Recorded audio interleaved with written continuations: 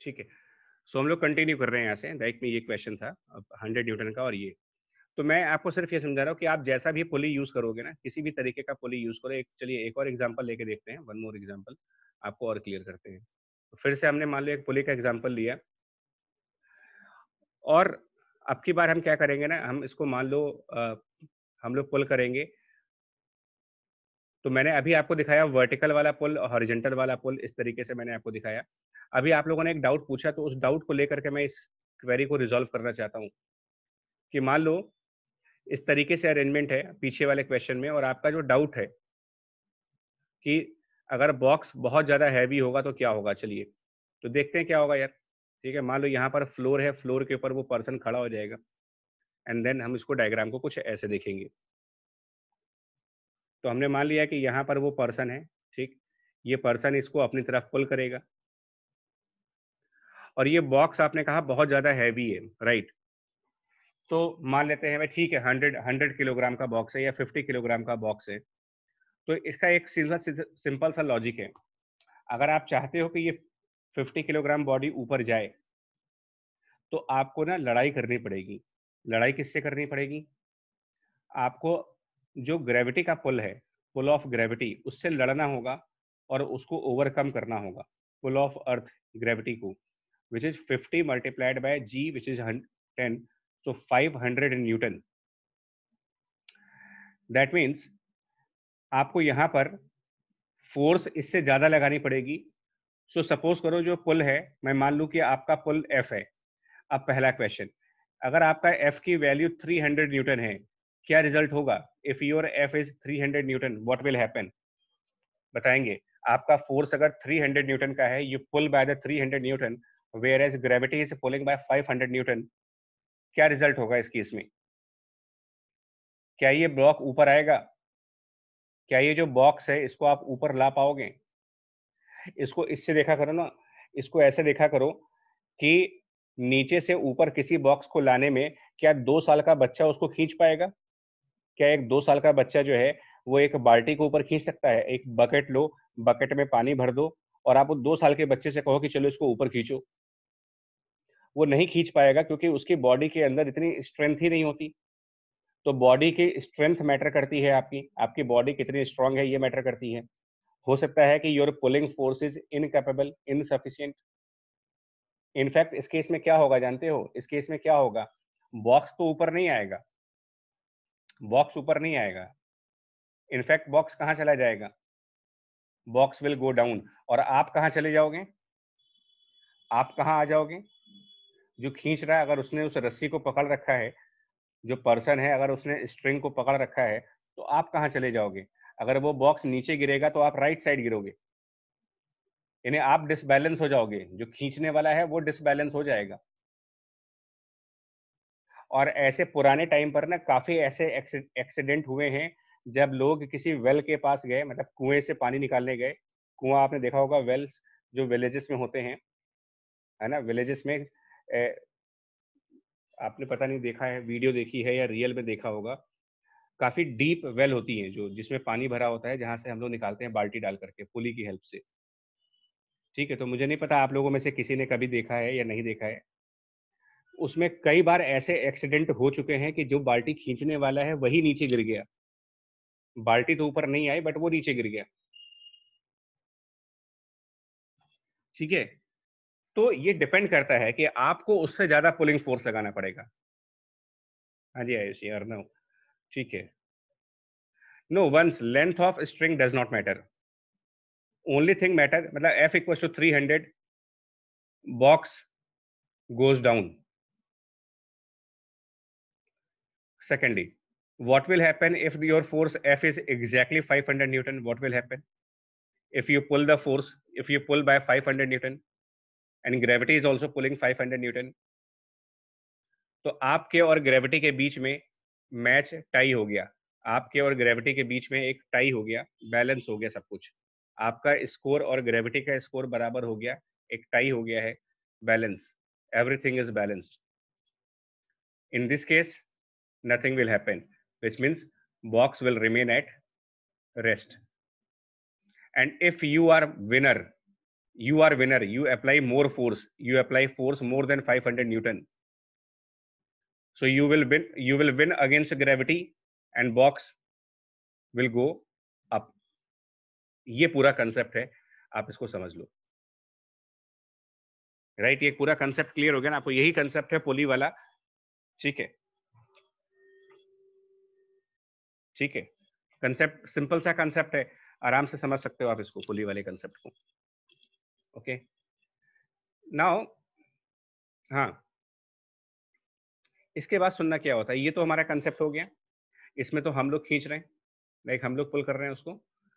अभी क्या करते हैं हम लोग, अभी हम लोग क्या करते हैं, सिचुएशन को बदल देते हैं। कैसे सिचुएशन चेंज कैसे करेंगे, सुनना आप, बहुत केयरफुली सुनिएगा इसे। हम क्या करेंगे, हमें कोई चीज पुल करनी थी, तो इधर और इधर दोनों तरफ मैंने स्ट्रिंग लगाई, इस स्ट्रिंग के साथ मैंने एक बॉक्स अटैच किया, इस स्ट्रिंग के साथ मैंने बॉक्स अटैच किया, और दूसरे साइड भी एक बॉक्स लगा दिया, दूसरे साइड भी, मतलब दोनों तरफ मैंने बॉक्स लगा दिए। मैं अब इस पिक्चर में कहीं नहीं हूं, मैंने दोनों तरफ एक बॉक्स लगा दिए और इस पुली को कहीं से हैंग कर दिया, इस पुली को आपने कहीं पर हैंग कर दिया। अब आपने क्या कहा कि यार इस केस में क्या होगा, लाइक इधर वाला जो ब्लॉक है, लेफ्ट साइड का block, suppose that left side block is 4 kilogram and the right side block is से फॉर एग्जांपल 10 किलोग्राम। अब क्या होगा, आपने इनको स्ट्रिंग से अटैच करके, इनको स्ट्रिंग से अटैच करके और ये ऐसे करके आपस में कनेक्ट कर दिया, इनको स्ट्रिंग से अटैच करके और आपस में इसे कनेक्ट कर दिया। क्या रिजल्ट होगा आपका, आपकी इंट्यूशंस क्या कहती हैं कि इस केस में क्या होना चाहिए? क्या सब कुछ बैलेंस होगा या कोई बॉक्स ऊपर जाएगा और कोई बॉक्स नीचे आएगा? आपकी इंट्यूशंस क्या कहती हैं, आपका ब्रेन क्या कहता है इस टाइम पर? कि 10 kg will go down, obviously heavier body will go down, heavier body will go down and the lighter body will move up, right? ये कॉमन सा एक बहुत कॉमन सी इंट्यूशंस भी हैं, जिसको साइंस नहीं भी आती है वो इतना गेस कर सकता है कि ये ऐसा कुछ होगा, right? 10 kg will go down and 4 kg will move up. Okay, now question है, what will be their accelerations? What will be their accelerations? अब देखो, इस क्वेश्चन में कोई पर्सन इन्वॉल्व नहीं है, पर्सन इन्वॉल्व नहीं है, ठीक है? सो बहुत केयरफुली सुनिएगा, जो मैं कह रहा हूं उसको ध्यान से सुनना। Number 1, pull of gravity, pull by gravity on the 10 kilogram body, pull by gravity on the 10 kilogram body, this pull will be 10 multiplied by g, यानी 100 Newton. Similarly, a pull by gravity will be on the 4 kilogram body, pull by gravity on 4 kilogram body, and that pull will be 40 Newton. So gravity will pull both the objects. Gravity will pull both objects. Porus wait करना बच्चा, Porus wait करूँ, once wait करिए। हाँ हाँ, अभी तो beam balance type.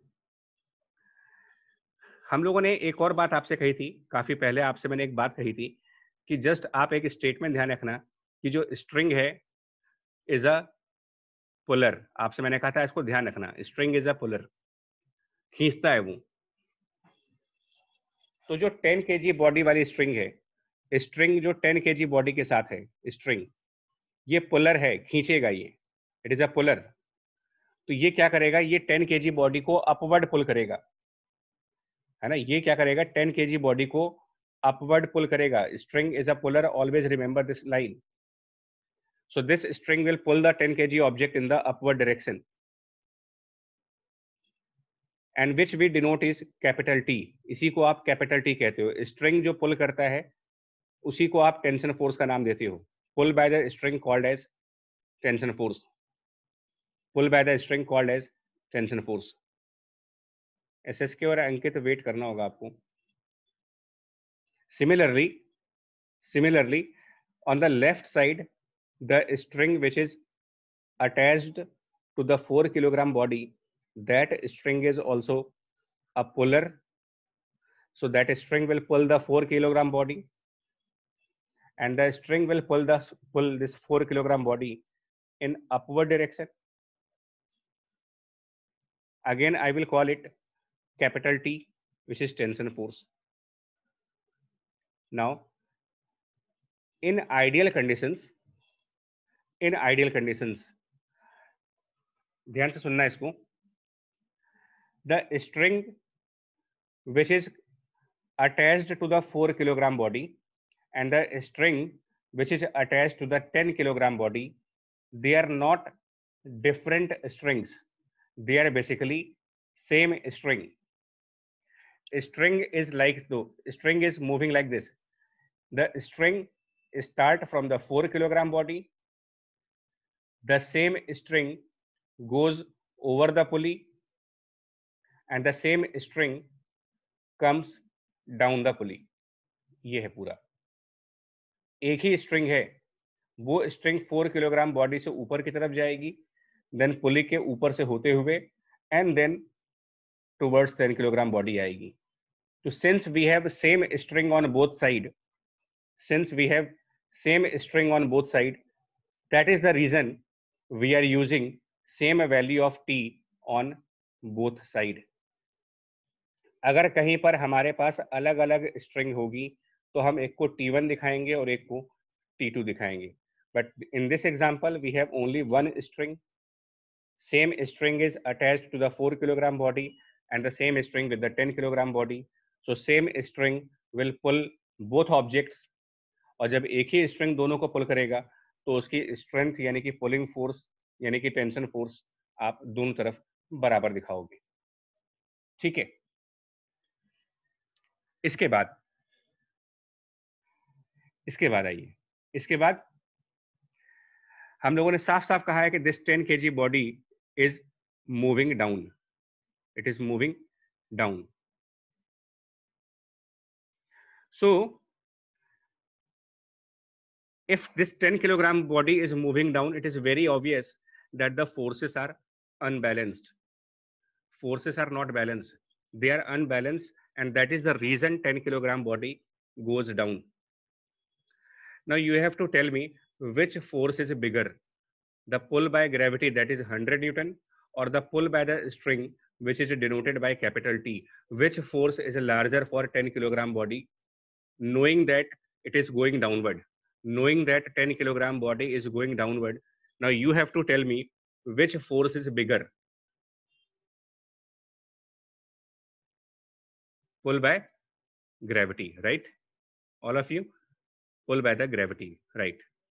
So this 100 Newton should be a bigger force and this capital T should be a smaller force. So therefore unbalanced force for the 10 kilogram body, unbalanced force for the 10 kilogram body will be written as 100 minus t, 100 minus t. आप सभी का answer देख लो. 10 kilogram body के ऊपर दो force हैं, 100 Newton का force downward side पर और कैपिटल टी का फोर्स ऊपर की तरफ. क्योंकि ये नीचे जा रहा है, मूविंग डाउनवर्ड है, it is very obvious 100 Newton which is downward should be more than capital T which is upward, and therefore unbalanced force will be 100 minus T, and this unbalanced force should be equal to, that is Newton law, that whenever you find unbalanced force on any object, that unbalanced force should always be equal to the product of mass and acceleration. So this should be equal to the product of mass 10 kilogram mass है into A, my first equation. Now ये हो गया for 10 kilogram. Now tell me for 4 kilogram object which is going upward. Obviously if 10 kg is moving down, then it is very obvious that 4 kilogram body will move up, it is moving up. Now इसके लिए कौन सा force ज्यादा है? For 4 kilogram body which force is bigger force? अगर आपसे compare करने को कहा जाए, ये जानते हुए कि हाँ 4 किलोग्राम बॉडी ऊपर जा रही है. ठीक है, कोई डाउट नहीं है, आप सबका आंसर एक ही आ रहा है, आप सभी कॉमन आंसर दे रहे हो कि यस कैपिटल टी होगा. ये capital T, tension force is bigger force, right? And if tension force is a bigger force, then the unbalanced force will be written as capital T. You will write the unbalanced force as T minus 40. T minus 40 will be the unbalanced force. And this T minus 40, which is unbalanced force, I can write it equal to mass is 4 kilogram and acceleration is a, and that is my second equation. And now I have to solve these two equations, simultaneous equations. I have to solve equation 1 and 2 now, and that is a mathematical part. अब आप मुझे बताओ कि इन दो equations को solve करके how much the value of A is and how much is the value for capital T. ये अब आपका मैथमेटिकल स्किल्स हैं आपकी, आप मैथमेटिकली कितने स्ट्रांग हो ये मुझे बताओ. ए और टी कितने आ रहे हैं? सो ए रणधीर यादव 30/7, सृष्टि Sudhakar 30/7, Vedika 30/7, Saran Sumrao 30/7, Ankit Mehrotra 30/7. Okay, so you all are getting 30/7. Okay, Anand Mani Dubey 30/7, right? Vasundhara 30/7, Arnav Singh भी same answer, Abhyuday same answer. Okay, तो यही आंसर होगा. इसका मतलब मैं एग्री कर लेता हूँ कि ठीक है, इन दो इक्वेशंस को मैथमेटिकली सॉल्व करने के बाद after mathematical solving acceleration will be 30/7 metre per second square. And then capital T भी आपसे पूछा जाएगा, how much is the tension force, how much is the tension force, ये भी पूछा जाएगा आपसे. So you can substitute the value of A in equation 1 और इन इक्वेशन 2. किसी भी इक्वेशन में, आइदर इक्वेशन 1 में या इक्वेशन 2 में, कहीं पर भी ए की वैल्यू पुट कर दो और आपको कैपिटल टी की वैल्यू मिल जाएगी, है ना. सो ऐसी एक्सेलरेशन आ गया वंस, ठीक है. 30/7 आ रहा है. कार्तिक गौर एक्सेलरेशन 30/7 है. अब आप टेंशन फोर्स बताएं. पौरुष सिंह का आंसर आ गया है. Okay, 1000/7 Newton. Capital T is 1000/7. Ankit Mehrotra disagree कर रहे हैं, वो कह रहा है 400/7 है. श्रेष्ठ सुधाकर कह रही है नहीं, 310/7 है. श्रेष्ठ विश्वकर्मा कह रहे हैं 400/7 है. अविरल पाल 400/7. तो अभी आंसर काफी डिफर कर रहे हैं आप लोग के. वसुंधरा यादव 400/7, अभ्युदय 400/7, आयुषी 400/7, अनंत मनी 400/7, रणधीर यादव 160/7. ओहो, रणधीर कैलकुलेशन चेक करना होगा आपको. अन्य त्रिपाठी 400/7, पौरुष सिंह भी 400/7. Okay, so most of you are getting 400/7, so I can check, I can write T as 400/7 Newton. So ये इस क्वेश्चन के आंसर्स हुए. And this whole setup was first introduced by a person, and just to honor that person, this is called Atwood machine. Atwood एक person का नाम था. Atwood was the name of a person, and उन्हीं को honour करने के लिए मैंने इसको एक नाम, मैंने क्या सभी लोगों ने इसको नाम दे रखा है. This system is called as Atwood machine.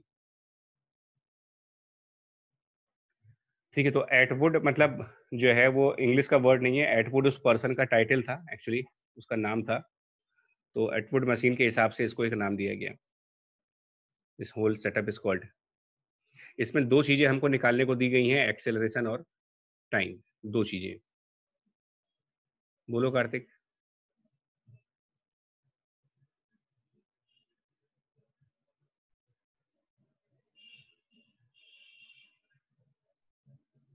बोलो कार्तिक. चलो, अच्छा नहीं है तो जरा एक बार जल्दी से ना आप एग्जांपल्स पे देखो क्या है इस एग्जांपल में, है ना. प्रीवियस एग्जांपल में, इसके प्रीवियस एग्जांपल में, इन सब एग्जांपल्स में क्या था. We have a block on one side we have a mass, and other side we have a person. One side mass and other side a person. Same here, one side you have a block, other side a person is pulling the string. Yes Ranveer, but basic difference है. Again you have a block and a person. So दो तरीके के questions आते हैं इसमें. दो तरीके के न्यूमेरिकल कौन से आएंगे. In one case you will have block and person, and Atwood machine now we have block on both side. So ये दो कैटेगरीज हैं क्वेश्चंस की. Category 1, one side block and one side a person. Category 2, we have a blocks on both side. I will give you one more example. I will give you one more example for better understanding. ठीक है, ये हमने पुली का example फिर से लिया। अभी आपको बेटर अंडरस्टैंडिंग के लिए समझाते हैं, थोड़ा-सा कॉन्फिडेंस आपका बूस्ट अप होगा। ठीक है, तो पहले तो इस पुली को हमने कहीं से हैंग कर दें ताकि ये पुली नीचे न गिरे। तो इसको सस्पेंड किया जाता है। इट इज़ ना फिक्स्ड बाय समथिंग। नाउ इसके थ्रू हमने एक स्ट्रिंग अटैच करी। इधर लेफ्ट साइड पर मैंने स्ट्रिंग अटैच करी और मैंने फिर क्या किया, लेफ्ट साइड और राइट साइड स्ट्रिंग अटैच करने के बाद मैंने दोनों तरफ ब्लॉक्स लगा दिए। इधर भी एक ब्लॉक अटैच कर दिया और लेफ्ट साइड पर भी जाकर के मैंने एक ब्लॉक अटैच कर दिया। So we have blocks on both side. Now we have blocks on both side. और इधर कोई एक नीचे फ्लोर टाइप का मान लें, ये फ्लोर है। अब आपको इसके आंसर आंसर देने हैं कुछ, ठीक है? तो आपको आंसर कैसे देने हैं वो बताता हूँ मैं आपको। तो सबसे पहले तो इसको कोई फ्लोर मान लें, ठीक है? और ये जो बॉक्स है, अच्छा ऑब्वियसली एक चीज़, सॉरी, एक चीज़ बड़ी ऑब्वियस है कि ये स्ट्रिंग इधर से कनेक्ट हो रही होगी। मतलब ये स्ट्रिंग पुली के ऊपर से ऐसे कनेक्ट होगी, ऐसे। दैट मीन्स कि एक स्ट्रिंग ली मैंने और उस स्ट्रिंग से इन दोनों मासेस को अटैच कर दिया, दोनों मासेस को। अब लेफ्ट साइड हमने मान लिया, जो लेफ्ट साइड है, सपोज दैट कि ये हमारा कुछ मास है और कोई एग्जांपल ले लो, 4 किलोग्राम ले लेते हैं इसको, और राइट साइड वाला हम 6 किलोग्राम लेते हैं। तो 6 किलोग्राम हैंगिंग है, हवा में लटक रही है, ये हैंगिंग है, लेकिन 4 किलोग्राम हैंगिंग नहीं है, 4 किलोग्राम ऑन फ्लोर है। ठीक है? And we assume the floor to be perfectly smooth. कोई फ्रिक्शन नहीं है वहां पर, बहुत चिकना सरफेस है, बहुत ही स्लिपरी सरफेस है, स्लिपरी सरफेस है, कहीं कोई फ्रिक्शन नहीं है उसके ऊपर। ठीक है, ये सब एग्जांपल है।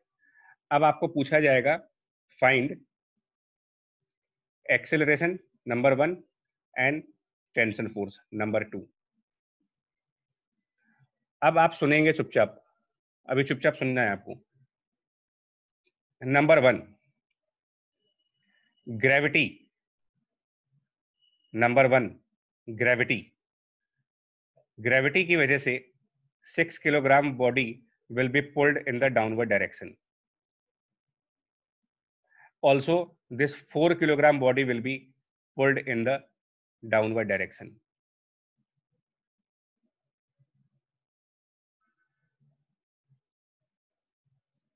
ठीक है, 6 kilogram body will be pulled downward as well as 4 kilogram body will be pulled downward. So ये pull by gravity कितनी वैल्यू होगी इसकी, पुल बाय ग्रेविटी की वैल्यू कितनी होगी? तो this pull by gravity for the 6 kilogram body will be 60 and similarly the pull by gravity on the 4 kilogram body will be just 40। Pull by gravity equals to 40। इसके बाद since 4 kilogram body is on a floor which means it is in contact with the surface, ये किसी को touch कर रहा है। Touch के time पर याद करिएगा, जब भी आप एक सरफेस किसी दूसरे सरफेस को जब टच करेगा तो एक रिएक्शन मिलेगा उसको, और उसको हम लोगों ने एक नाम दिया था। हम लोगों ने इसको क्या नाम दिया था, याद करो। whenever any box touches the floor or any other surface, then it receives a reaction known as normal reaction, known as normal reaction, और वो नॉर्मल रिएक्शन अपवर्ड होगा। ठीक है, एक मिनट रुकना, वो नॉर्मल रिएक्शन यहाँ पर अपवर्ड होगा। एक मिनट, इस 4 kg ब्लॉक को यहाँ से इरेज कर रहे हैं, थोड़ा डायग्राम आपको क्लियर करके दिखाएंगे। बिकॉज नॉर्मल नेचर वाइज ऐसे लगेगा, ऊपर की साइड एक नॉर्मल रिएक्शन फोर्स लगेगा, और आप सबको पता है कि नॉर्मल का नेचर क्या है, नॉर्मल को किस टाइप का फोर्स कहा गया है, नॉर्मल रिएक्शन फोर्स क्या कहते हैं हम लोग।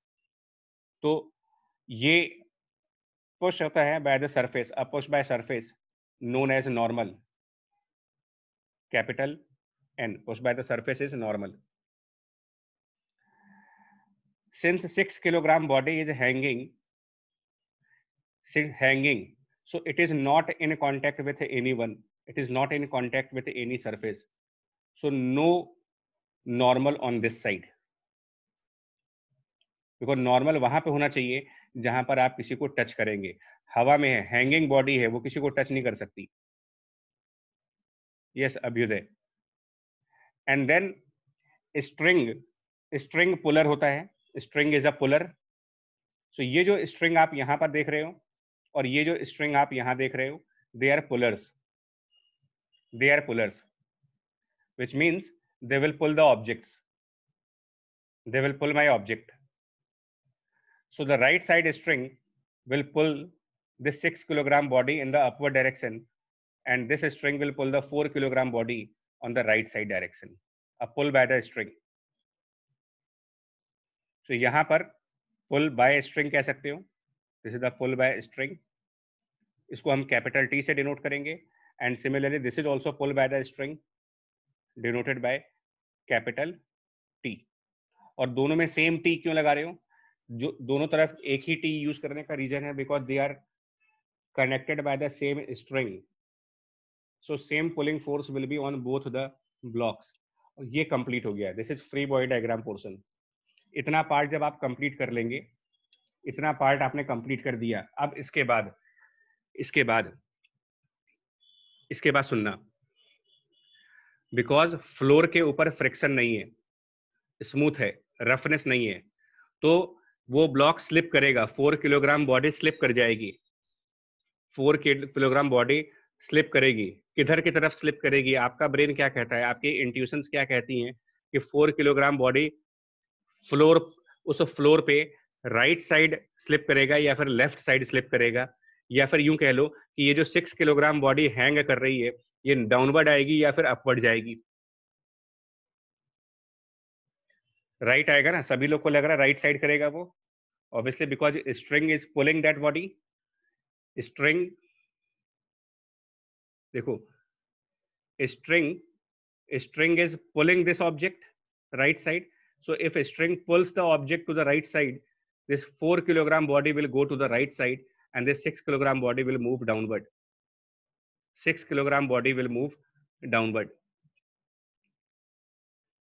So for the 6 kilogram body, अब आप इक्वेशंस पे आइए, for 6 kilogram body which is going down, वो नीचे जा रहा है, कौन सा फोर्स ज्यादा है? 60 ज्यादा होगा या फिर T ज्यादा होगा? है ना, ये अपने आप गेस कर सकते हो, कौन सा फोर्स ज्यादा होगा अपने आप पता लगा सकते हो, since it is going downward. पॉरुष से आंसर सही है, पॉरुष आंसर ठीक है, देखते भी। तो अनबैलेंस फोर्स क्या लिखेंगे? Unbalance force, how much is the unbalance force? Answer will be 60 downward minus T, it is the unbalanced force, equal to, according to Newton law, it should be product of mass 6 kilogram and acceleration A. Any unbalanced force is equal to mass into acceleration.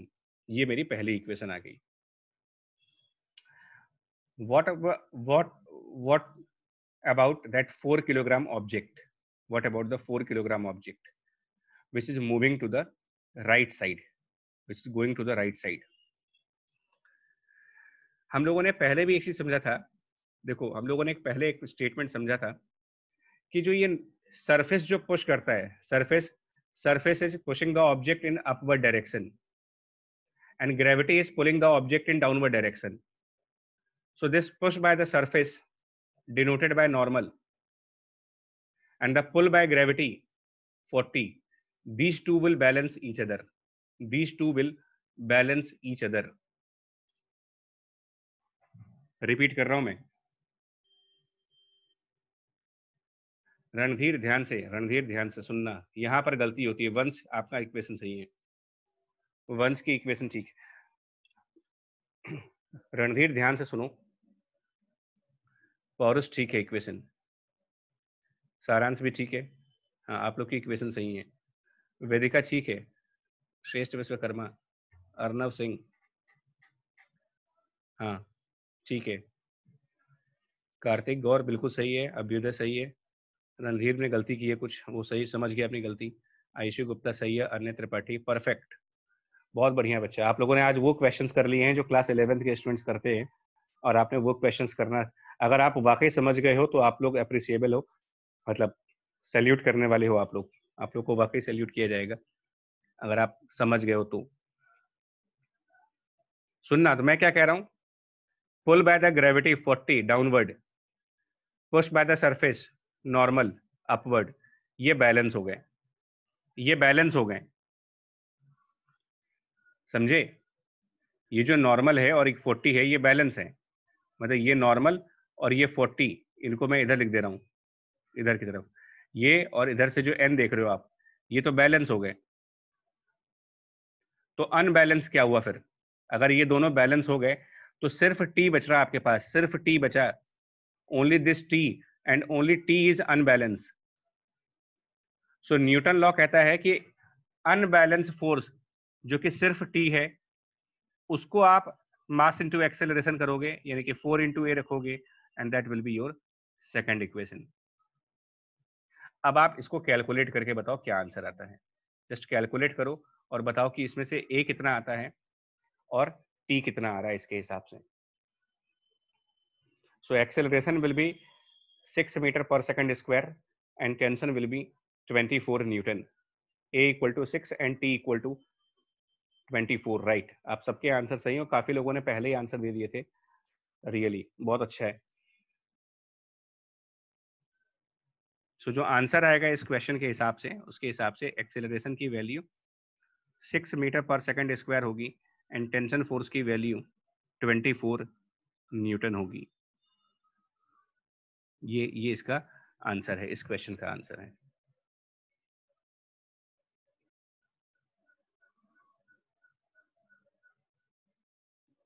ठीक है, answer आ गया,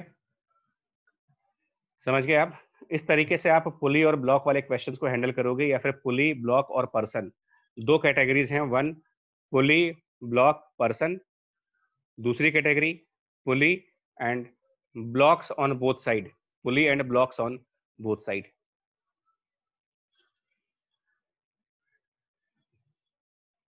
नहीं, just a minute, एक minute, नहीं, once conveyor belt is a different thing, conveyor belt is not the same concept which is related to the pulley, that is different, conveyor belt different है।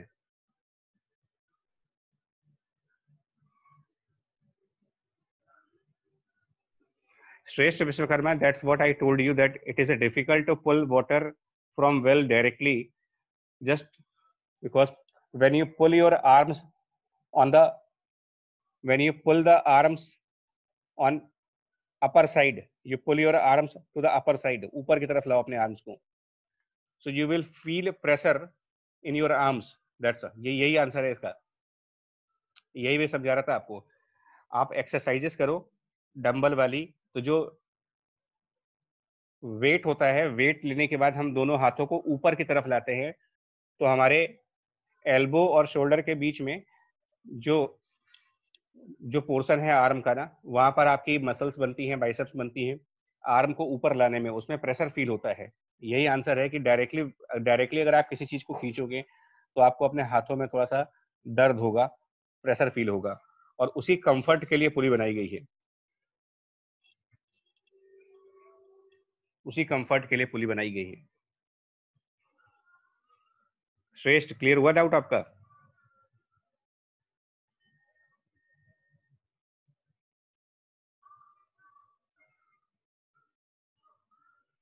है ना? वंश, no वंश ऐसा नहीं होगा। अगर आप इसमें मासेस को इंटरचेंज भी करोगे then also they will move, even if the masses are interchange then also they will move, है ना? मासेस इंटरचेंज करने से रिजल्ट में फर्क नहीं आएगा। रणधीर, टू पुली कंसेप्ट अलग है, टू पुली कंसेप्ट हम क्लास 11th में देखेंगे, अभी नहीं। टू पुली कंसेप्ट आप अपने लेवल पे देख लो, मैं नहीं पढ़ाऊंगा उसको, क्लास 11th में आएगा वो। वंस देखो, आप यही चेक करो, अगर ये 6 किलोग्राम की बजाय यहाँ 4 किलोग्राम होता है, इंस्टेड ऑफ 6 किलोग्राम ये 4 किलोग्राम होता, और ये जो 4 किलोग्राम है ना, इधर की तरफ ये जो 4 किलोग्राम है, ये अगर आपका 6 किलोग्राम होता, तो आपकी इक्वेशंस बदल जाती। इक्वेशंस क्या बनती? देखो, जहां पर आप 60 लिख रहे हो, जहां पर आप 60 लिख रहे थे वहां पर 40 लिखना होगा।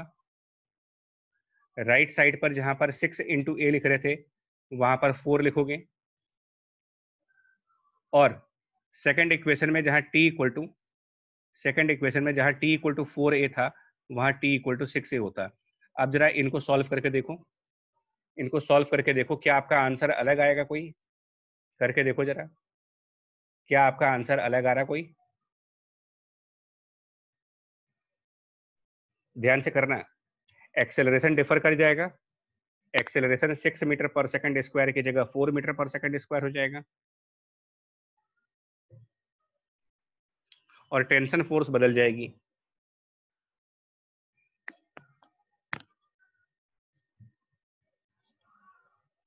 एक्सेलरेशन 4 हो जाएगा और टेंशन फोर्स 24 आएगा। अर्नव, चलो बाकी सब अगली क्लास में करेंगे, टाइम ओवर हो गया बच्चे। सो बाकी जो भी रह गया वो नेक्स्ट क्लास में करेंगे, है ना।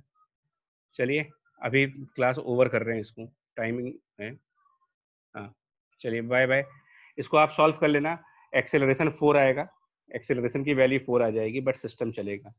थैंक यू बच्चे लोग, बाय बाय। और टेंशन फोर्स 24 आएगा, tension force 24, right. Tension force will be 24, acceleration 4 होगा। हाँ, acceleration 4 and tension will be 24।